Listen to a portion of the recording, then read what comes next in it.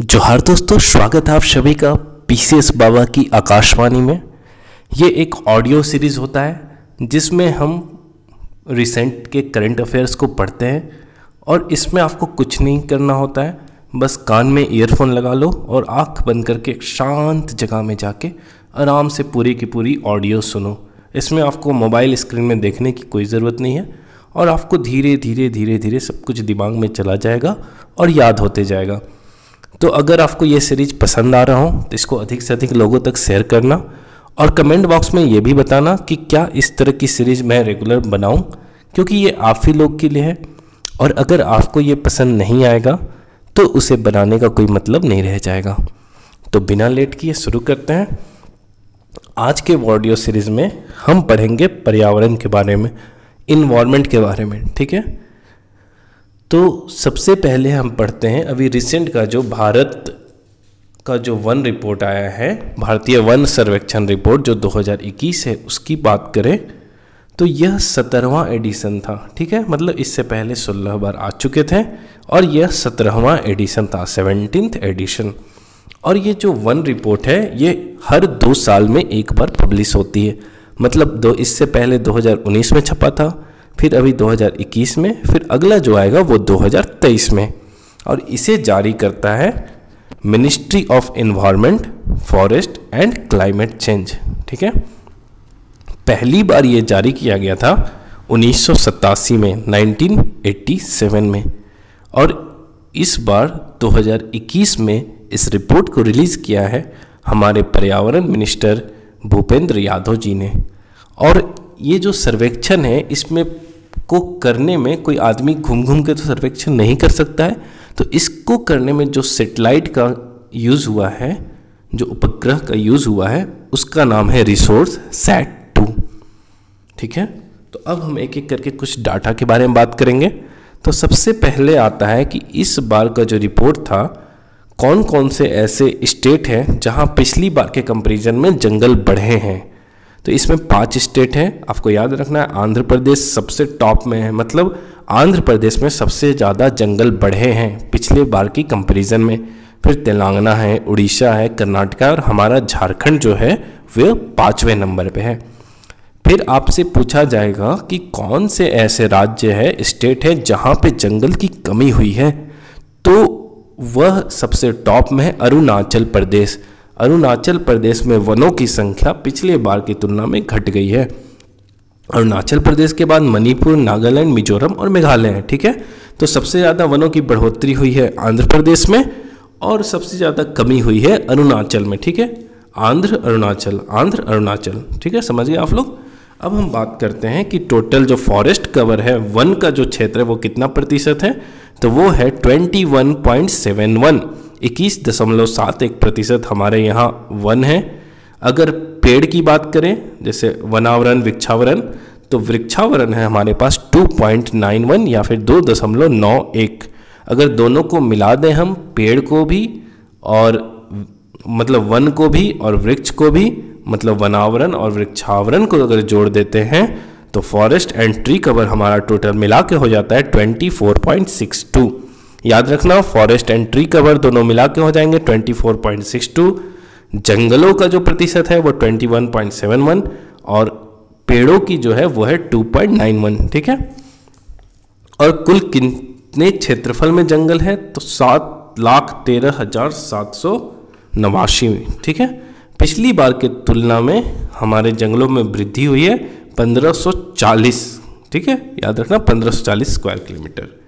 उसके बाद अब हम बात करते हैं कि मैक्सिमम सबसे ज़्यादा जंगल कहाँ पाए जाते हैं, फॉरेस्ट कवर कहाँ पाए जाते हैं। तो अगर आप क्षेत्रफल की दृष्टि से देखते हो तो सबसे ज़्यादा जंगल आपके पाए जाएंगे मध्य प्रदेश में, और अगर प्रतिशत के अनुसार देखते हो तो सबसे ज़्यादा जंगल पाए जाएंगे मिजोरम में। ठीक है, अगर आप यूनियन टेरिटरी को, केंद्र शासित प्रदेश को भी जोड़ लेते हो तो सबसे ज़्यादा जो आपका जंगल है वो लक्षद्वीप में पाया जाएगा, जो कि 90% है। ठीक है, तो सबसे ज़्यादा जंगल मध्य प्रदेश में, सबसे ज़्यादा जंगल प्रतिशत में मिजोरम में, और अगर केंद्र शासित में पूछा जाए तो वो हो जाएगा लक्षद्वीप में। ठीक है, अगर सबसे कम जंगल की बात की जाए तो सबसे कम जंगल क्षेत्रफल के अनुसार है हरियाणा में, और प्रतिशत के अनुसार भी देखा जाए तो सबसे कम जंगल आपका मिलेगा हरियाणा में। ठीक है, और कार्बन का जो स्टॉक है हमारे कंट्री में, हमारे जंगलों में, वो है 7204 मिलियन टन। ठीक है, उसके बाद मैंग्रोव की बात करें तो टोटल जो मैंग्रोव है वो है 4992 4992 स्क्वायर किलोमीटर में मैंग्रोव है। और सबसे ज़्यादा मैंग्रोव आप देखोगे तो कहाँ पे है? पश्चिम बंगाल, वेस्ट बंगाल में है सबसे ज़्यादा मैंग्रोव। सेकेंड में आ जाता है हमारा गुजरात, और तीसरा में आ जाता है अंडमान एंड निकोबार। ठीक है, तो ये हो गया मैंग्रोव का। और इस बार मैंग्रोव में जो बढ़ोतरी हुई है वो उड़ीसा राज्य में सबसे ज़्यादा बढ़ोतरी हुई है। उसके बाद आपसे पूछा जाएगा कि टाइगर रिजर्व की बात करें तो मैक्सिमम जो जंगल वाला क्षेत्र है किस टाइगर रिजर्व में है? क्षेत्रफल के अनुसार वो है आपका Nagarjuna Sagar Shri slam tiger reserve. याद रखो, Nagarjuna Sagar Shri slam tiger reserve है, वहाँ क्षेत्रफल के अनुसार आपको सबसे ज़्यादा जंगल देखने को मिलेंगे। और अगर प्रतिशत में बोला जाए तो सबसे ज़्यादा आपको जंगल देखने को मिलेंगे पक्का टाइगर रिजर्व। ठीक है, पक्के टाइगर रिजर्व में आपको सबसे ज़्यादा प्रतिशत में जंगल देखने को मिलेंगे, जो कि अरुणाचल में है, और वहाँ 96.83% जंगल है। उसके बाद अगर वेटलैंड की बात करें, आर्द्र भूमि की बात करें, तो सुंदरवन टाइगर रिजर्व जो है वो सबसे बड़ा है। ठीक है, सुंदरवन टाइगर रिजर्व आर्द्र भूमि में सबसे बड़ा टाइगर रिजर्व है। और कान्हा टाइगर रिजर्व जो है वो इसलिए फेमस है क्योंकि वहाँ आपका 461 आर्द्र भूमि है। मतलब एक क्षेत्रफल में सबसे ज़्यादा आर्द्र भूमि कहाँ पे है? आपका कान्हा टाइगर रिजर्व में वो चीज़ आपको पाया जाएगा, कान्हा बाघ अभयारण्य में। ठीक है, उसके बाद आपसे पूछा जाएगा 3 तरह के जंगल होते हैं, very dense forest, moderate dense forest और ओपन फॉरेस्ट, मतलब घना जंगल, बहुत ही घना जंगल जो हो गया, दूसरा मध्यम घना जंगल, और तीसरा हो गया खुला जंगल। तो घना जंगल सबसे ज़्यादा आपको मिलेगा अरुणाचल प्रदेश में, मध्यम घना जंगल आपको मिलेगा मध्य प्रदेश में, और खुला हुआ जंगल आपको सबसे ज़्यादा मिलेगा मध्य प्रदेश में। तो ये कुछ इंपॉर्टेंट डाटा थे आपके फॉरेस्ट सर्वे 2021 के। ये सब थे भारत के लेवल पे, इंडिया के लेवल पे। अब हम पढ़ते हैं कि 2021 का जो फॉरेस्ट सर्वे था उसमें झारखंड में क्या क्या इंपॉर्टेंट है। ठीक है, तो झारखंड में अगर आप देखोगे तो झारखंड का जो कुल क्षेत्रफल है 79,716। ठीक है, उसमें आपको 23,721, ठीक है, 79,716, ठीक है, 79,706 वर्ग किलोमीटर है, उसमें से 23,721 क्षेत्र में आपको वन मिलेंगे। ठीक है, और अगर देखा जाए तो अभी जो झारखंड में है, अभी 2021 के डाटा के अनुसार जो वनों का प्रतिशत है वो है 29.76। झारखंड में अभी वनों का प्रतिशत है 29.76।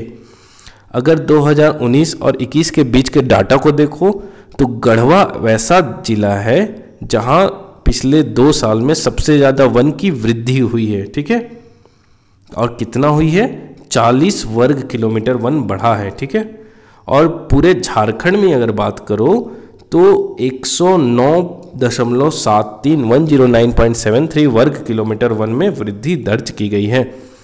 अब पिछले 2 साल में आप देखोगे तो गोड्डा जिलों में वन की वृद्धि नहीं हुई है, मतलब पिछले बार जितना था उतना अभी भी है, किसमें? गोड्डा में।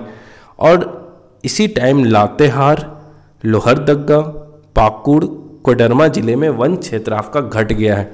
तो गढ़वा वालों के लिए खूब सारी बधाइयाँ, लेकिन बाकी जहाँ जहाँ वन क्षेत्र घटा है उन्हें मेहनत करनी होगी। अब हम बात करते हैं कि सर्वाधिक वन क्षेत्रफल वाला झारखंड के जिले कौन है, और हम टॉप 5 याद करेंगे इसमें। ठीक है, तो सबसे ज़्यादा आपका वन क्षेत्रफल है पश्चिमी सिंहभूम में, वेस्ट सिंहभूम में, उसके बाद लातेहार, तीसरे नंबर पे चतरा, चौथे में गुमला और 5वें में गढ़वा। तो सबसे ज़्यादा क्षेत्रफल वाला जिला कौन सा है वन के से रिलेटेड? तो वो है पश्चिमी सिंहभूम। और सबसे कम क्षेत्रफल वाला जिला कहाँ है? वो है जामताड़ा। जामताड़ा के बाद देवघर, देवघर के बाद धनबाद, धनबाद के बाद पाकुड़ और पाकुड़ के बाद रामगढ़। ठीक है, उसके बाद 1% वाले झारखंड की अगर 5 जिलों की बात करें तो सबसे ज़्यादा 1% आपको देखने को मिलेगा लातेहार में, जहाँ कुल जो वहाँ का क्षेत्रफल है उसके 56%, 56% में आपको वन देखने को मिलेंगे। ठीक है, उसका चतरा में 47%, वेस्ट सिंहभूम में 46, कोडरमा में 40 और हजारीबाग में 38। फिर अगर हम बात करते हैं न्यूनतम 1% वाले जिलों की, तो सबसे ज़्यादा मतलब सबसे कम वन आपके पाए जाएंगे जामताड़ा में, बस 5.85 मतलब प्रतिशत, समझ रहे हो कितना कम है। उसके बाद देवघर, धनबाद, दुमका और पाकुड़। तो सबसे क्षेत्रफल के अनुसार सबसे ज़्यादा वन कहाँ पे है? पश्चिमी सिंहभूम। सबसे कम वन कहाँ? जामताड़ा में। प्रतिशत के अनुसार सबसे ज़्यादा वन कहाँ है? लातेहार में। सबसे कम वन कहाँ है प्रतिशत के अनुसार? जामताड़ा में। उसके बाद मैंने बता दिया सबसे ज़्यादा वृद्धि कहाँ हुई? गढ़वा में। गढ़वा के बाद पलामू, पलामू के बाद हजारीबाग, हजारीबाग बाद खूंटी, खूंटी के बाद जामताड़ा।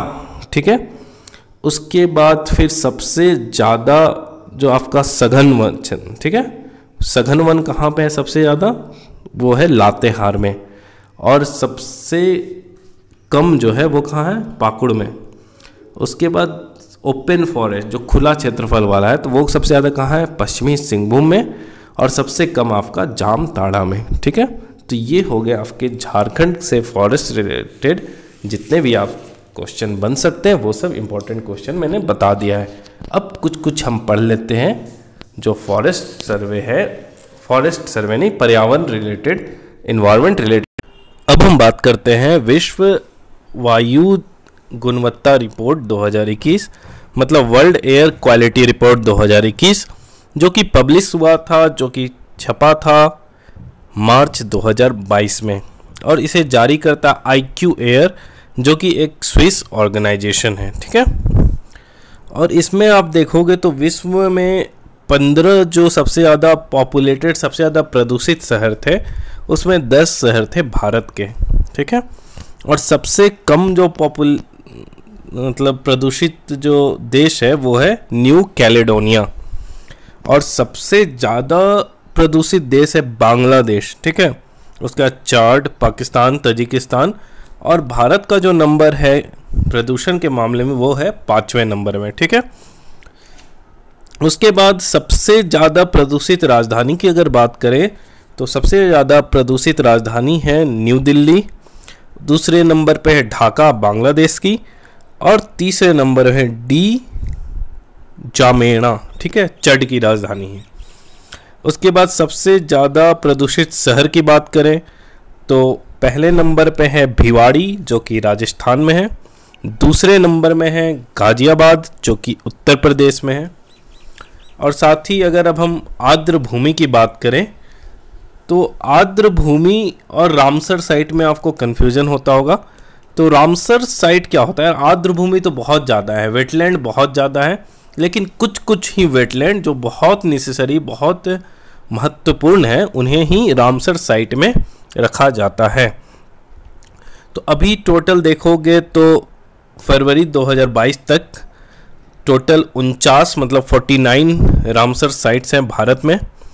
ये रामसर जो है वो जगह ईरान में है, और ये जो कंजर्वेशन के लिए वहाँ पे कन्वेंशन चला था वो 1971 में चला था, और इस एग्रीमेंट को लागू किया गया था 1975 से। भारत ने इसे ज्वाइन किया था 1982 में, 1982 में। अभी देखोगे आप तो 2400 रामसर साइट है लगभग वर्ल्ड में, और इंडिया में बात करो तो 49 रामसर साइट है। ठीक है, रिसेंटली जो जुड़े हैं उनको याद कर लो। 48वां नंबर में है खिजड़िया वाइल्ड लाइफ सेंचुरी, जो कि फरवरी में जुड़ा है, और वो है गुजरात में। 49 नंबर में है भखीरा वाइल्ड लाइफ सेंचुरी, जो कि फरवरी में जुड़ा है, और वो है 49वें नंबर में। ठीक है, तो 48वें नंबर में खिजड़िया वाइल्ड लाइफ सेंचुरी और 49 नंबर में भखीरा वाइल्ड लाइफ सेंचुरी। याद रखना, 48th Khijadiya wild life sanctuary Gujarat, 49th Bhakhira wild life sanctuary Bhakhira वन्यजीव अभ्यारण्य उत्तर प्रदेश। इससे पहले 2021 में हैदरपुर जुड़ा था, जो कि उत्तर प्रदेश में है। सुल्तानपुर आपका हरियाणा में है, भिंडावास आपका हरियाणा में है, वधावाना आपका गुजरात में है, और थोल लेक आपका गुजरात में है। ठीक है,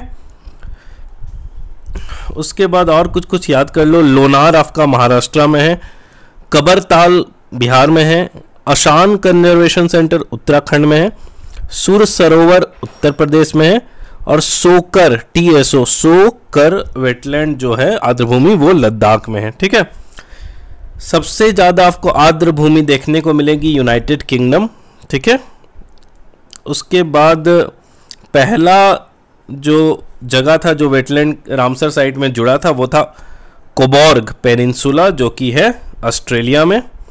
और भारत में पहला ऐसा आर्द्रभूमि जो रामसर साइट बना था वो है चिलिका लेक। ठीक है, भारत का सबसे बड़ा आपका आर्द्रभूमि वाला क्षेत्र है सुंदरवन वेटलैंड, यही जो कि वेस्ट बंगाल में है, इंडिया का सबसे बड़ा वेटलैंड है।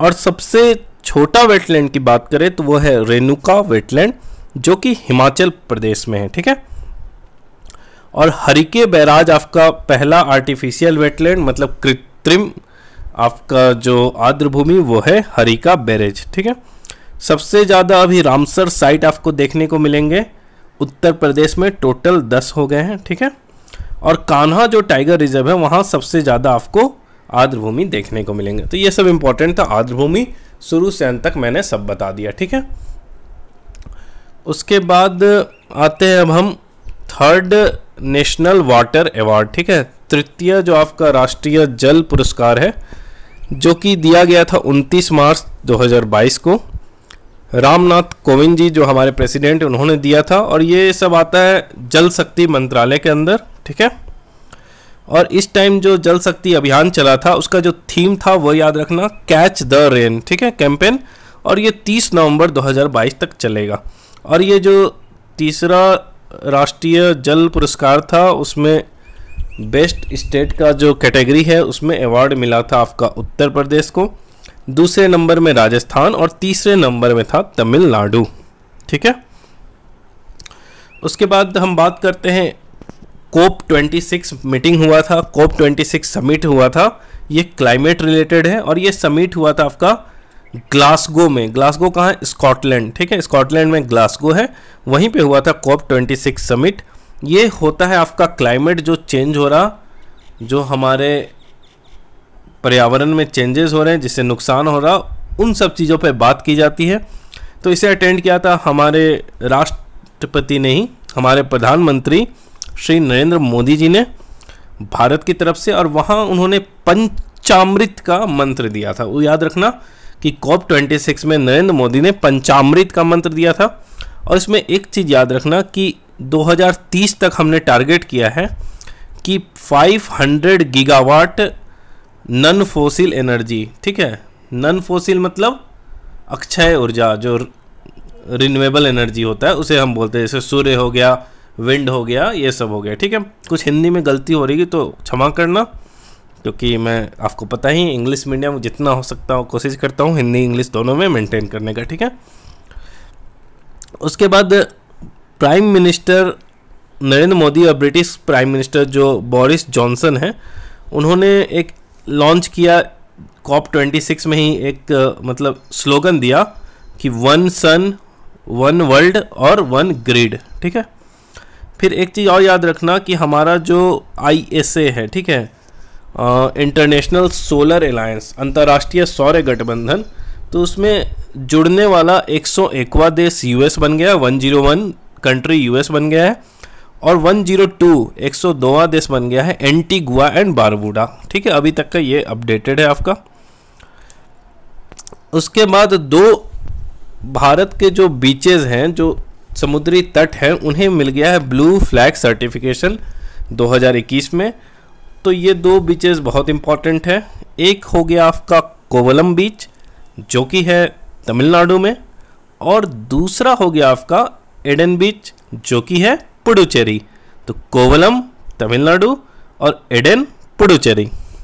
तो इसको देख के आप देखोगे तो भारत में 10 ऐसे समुद्री तट हैं, बीच हैं, जिन्हें ब्लू फ्लैग सर्टिफिकेशन मिल चुका है अभी तक। ठीक है, और ये जो सर्टिफिकेट है ब्लू फ्लैग वाला, ये प्रोवाइड करता है इन्वायरमेंट एजुकेशन डेनमार्क। ठीक है, डेनमार्क इस चीज़ को प्रोवाइड करता है।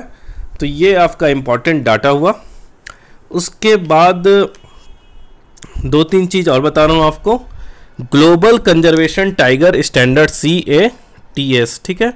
इसने 14 टाइगर रिजर्व है इंडिया में, उसको रिकॉग्नाइज किया है। मतलब 14 बाघ अभ्यारण्य जो भारत के हैं उन्हें ग्लोबली, मतलब अंतर्राष्ट्रीय मंच पे उन्हें रिकॉग्नाइजेशन मिला है। तो ये 14 जो आपके बाघ अभ्यारण्य हो गए वो बहुत ही ज़रूरी है आपके लिए, तो याद रखो। सबसे पहला हो गया ओरांग टाइगर रिजर्व असम में, मानस टाइगर रिजर्व असम में, काजीरंगा टाइगर रिजर्व असम में, कान्हा टाइगर रिजर्व मध्य प्रदेश में, पन्ना टाइगर रिजर्व मध्य प्रदेश में, सतपुरा टाइगर रिजर्व मध्य प्रदेश में, अन्नामलाई टाइगर रिजर्व तमिलनाडु में, मुड्डूमलाई टाइगर रिजर्व तमिलनाडु में, पेंच टाइगर रिजर्व महाराष्ट्र और मध्य प्रदेश के बॉर्डर में, वाल्मीकि टाइगर रिजर्व बिहार में, दुधवा टाइगर रिजर्व उत्तर प्रदेश में, Sundarban tiger reserve west Bengal में, और पराम्बिकुलम टाइगर रिजर्व हो गया आपका केरल में, ठीक है। अब हम बात करते हैं कि लियोपार्ड जो हो गए हमारे, उनकी जो संख्या है भारत में, लियोपार्ड हिंदी में तेंदुआ कहते हैं मुझे जहाँ तक लगता है। तो तेंदुओं की जो संख्या की अगर हम बात करें 2018 में, तो ये रिपोर्ट पब्लिश हुआ था 21 दिसंबर 2020 में। तो इसके तहत भारत में जो कुल लियोपार्ड या फिर तेंदुओं की संख्या वो है 12,852, 12,852 लियोपार्ड्स है इंडिया में। सबसे ज़्यादा मध्य प्रदेश में 3,421, याद रखना। सबसे ज़्यादा आपको लियोपार्ड जो हैं वो देखने को मिलेंगे मध्य प्रदेश में, और वो है 3,421, ठीक है। सबसे ज़्यादा तेंदुआ मध्य प्रदेश में। उसके बाद 2014 से 18 के बीच 60% इनकी आबादी बढ़ गई है, ठीक है, याद रखना इन चीज़ों को। उसके बाद टाइगर सेंसस रिपोर्ट बढ़ते हैं 2018 की बाघों की जनगणना। तो उनके अनुसार भारत में जो कुल बाघों की संख्या है वो है 2,967, ठीक है, 2,967। और 2014 से 18 के बीच ये जो है संख्या 33% बढ़ गई है। सबसे ज़्यादा आपको बाघ देखने को मिलेंगे मध्य प्रदेश में, जहाँ पे उनका नंबर है 526। उसके बाद कर्नाटका में 524, ठीक है। दोनों बहुत ही नज़दीक है, तो याद रखना दोनों, ठीक है। उसके बाद कंट्री में सबसे ज़्यादा आपको टाइगर कहाँ देखने को मिलते हैं ये भी पूछेगा, तो याद रखना जिम कॉर्बेट टाइगर रिजर्व। और जिम कॉर्बेट टाइगर रिजर्व आपका उत्तराखंड में है, वहाँ आपको 231 बाघ मिलेंगे, ठीक है। 3 नए टाइगर रिजर्व खुले हैं, डम्फा है मिजोरम में, बक्सा है वेस्ट बंगाल में, पलामू झारखंड, ठीक है। 3 नए नहीं, ये 3 टाइगर रिजर्व है जहाँ पे आपको टाइगर नहीं देखने के मिले हैं, लेकिन अभी फॉरेस्ट वाले बोल रहे हैं कि पलामू में इन्हें 1-2 टाइगर का प्रूफ मिला है, ठीक है। उसके बाद वर्ल्ड में, पूरे विश्व में जितने भी बाघ हैं उनका 70% आपको बाघ देखने को मिलेंगे भारत में, ठीक है। और 3 नए टाइगर रिजर्व बने हैं भारत में, तो वो याद करना बहुत ज़रूरी है। पहला है 51वां, मतलब 51st श्रीवल्लीपुथुर मंगामलाई टाइगर रिजर्व। फिर से सुन लो, श्रीवल्लीपुथुर मेघामलाई टाइगर रिजर्व, ये तमिलनाडु में है, और ये भारत का 51वां और तमिलनाडु का ये 5वां टाइगर रिजर्व है, ठीक है। उसके बाद दूसरा हो गया Ramgarh Vishdhari wild life sanctuary, Ramgarh Vishdhari वन्य जीव अभ्यारण्य, जो कि राजस्थान में है, और यह भारत का 52वां है और राजस्थान का 4था टाइगर रिजर्व है। उसके बाद 53वां हो गया गुरु घासीदास नेशनल पार्क, गुरु घासीदास राष्ट्रीय उद्यान, जो कि छत्तीसगढ़ में है, और ये भारत का 53वां और छत्तीसगढ़ का 4था टाइगर रिजर्व, मतलब बाघ अभ्यारण्य है, ठीक है। अब कुछ और नेशनल पार्क, मतलब राष्ट्रीय उद्यान और बाघ अभ्यारण्य हम देख लेते हैं, जो कि बहुत ही न्यूज़ में रहे 21-22 में। सबसे पहला हो गया आपका जिम कॉर्बेट नेशनल पार्क, ठीक है। जिम कॉर्बेट नेशनल पार्क आपको उत्तराखंड में, ये न्यूज़ में था क्योंकि इस प्लान की जा रही है कि इसका जो नाम है वो चेंज करके रख दिया जाएगा रामगंगा नेशनल पार्क, ठीक है। उसके बाद जिम कॉर्बेट नेशनल पार्क के बाद 2 और पार्क है इंपॉर्टेंट, एक हो गया पिलभित टाइगर रिजर्व उत्तर प्रदेश में, और दूसरा हो गया सत्यमंगलम टाइगर रिजर्व तमिलनाडु में, ठीक है। पिलभित उत्तर प्रदेश में और सत्यमंगलम तमिलनाडु में, दोनों टाइगर रिजर्व है, बाघ अभ्यारण्य है। इन्हें TX2 इंटरनेशनल अवार्ड मिला है कि इन्होंने जो बाघों की जनसंख्या है उसको डबल कर दिया था, दुगना कर दिया। ठीक है। उसके बाद Guru Ghasidas national park and Tamor Pingla wild life sanctuary, ये छत्तीसगढ़ में है। ठीक है। उसके बाद है आपका भितरकनिका नेशनल पार्क, ये उड़ीसा में है। करलापात वाइल्ड लाइफ सेंचुरी, ये उड़ीसा में है, क्योंकि ये न्यूज़ में था 6 हाथी को यहाँ मार दिया गया था। फिर Ranthambore tiger reserve, Ramgarh Vishdhari tiger reserve और मुकुंदरा टाइगर रिजर्व, ये राजस्थान में है। राजस्थान क्या कर रही, तीनों जो टाइगर रिजर्व है उनको लिंक करके कॉरिडोर बना दे रही, इसलिए ये न्यूज़ में था। उसके बाद बंदावगढ़ आपका मध्य प्रदेश में है। इसने लॉन्च किया है भारत का पहला hot air balloon wild life safari. ठीक है। उसके बाद पन्ना टाइगर रिजर्व भी आपका मध्य प्रदेश में है। ये भारत का 12वां बायोस्फीयर रिजर्व हो गया, जिसने यूनेस्को का एक आता है ग्लोबल नेटवर्क। ठीक है। तो इसने यूनेस्को का ग्लोबल नेटवर्क को ज्वाइन कर लिया है, किसने, पन्ना बायोस्फीयर रिजर्व ने। ठीक है। उसके बाद पक्के टाइगर रिजर्व, ये है अरुणाचल प्रदेश में, इंपॉर्टेंट है। उसके बाद काजीरंगा नेशनल पार्क असम में। उसके बाद है काजीरंगा नेशनल पार्क असम, और ये भारत का पहला नेशनल पार्क है काजीरंगा, जो कि सैटेलाइट से इक्विप्ड है। ठीक है। उसके बाद पेंच टाइगर रिजर्व मध्य प्रदेश और महाराष्ट्र में। इस टाइगर रिजर्व में बहुत ज़्यादा बाघों की मृत्यु हो गई थी, इसलिए ये न्यूज़ में है। फिर वाल्मीकि टाइगर रिजर्व बिहार में। अमराबाद टाइगर रिजर्व तेलंगाना में, यहाँ 14 नए टाइगर को डिटेक्ट किया गया था। पन्ना टाइगर रिजर्व तो बता दिया मैंने, मध्य प्रदेश में। उसके बाद देहिंग पटकाई नेशनल पार्क हो गया आपका असम में।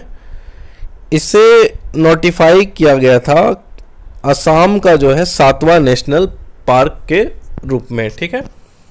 तो दोस्तों आज के वीडियो इतना ही रहेगा। बाकी आप बताना कमेंट बॉक्स में कि आपको ये कंटेंट, ये वीडियो कैसा लग रहा।